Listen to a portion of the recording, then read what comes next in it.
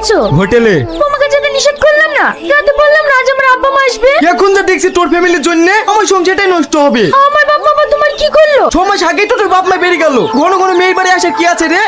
ওকে আমি বলে দিলাম তোর বাপ মায়ের জন্য আমি 1 টাকাও খরচ করতে পারবো না। তুমি কবে বা খরচ করো? কি বললি? দাঁত মুখ আমি ভেঙে দেবো। ভালো আছেন দুলা ভাই? হ্যাঁ ভালো আছি। তোমরা সবাই ভালো আছো? ভালো আছেন আব্বা? ভালো আছি বাপ। ভালো না থাকলে কি তোমাদের বাড়ি আসতে পারি? যাও মা, ঘরে কি বসো। কান্না কর, কান্না কর। আমার কি হবে গো? আমি তোকে কত ভালোবাসি, রাস্তায় আমাদের ছেড়ে চলে যাবে। কান্না করছো কেনে? আমার শ্বশুর শাশুড়ি আগে না মুরগি আগে? আমি তোমাকে আবার মুরগি কিনে দেবো। মা গো, মাসে 20 টাকা করে ডিম পাঠতো মা। আর আমাদের ডিম খাওয়া হবে না। তোর কিছু হয়ে গেলে আমি বাঁচবো না। মা, এই মুরগির মাংস খেলে আমাদের হজম হবে না। চুপ কর, তোকে মুরগি জবাই করতে হবে না। আমরা মাংস খাবো না। খাবো না বললে হয়? ঠিক আছে, তোমাদেরকে মুরগি মাংস খেতে হবে না।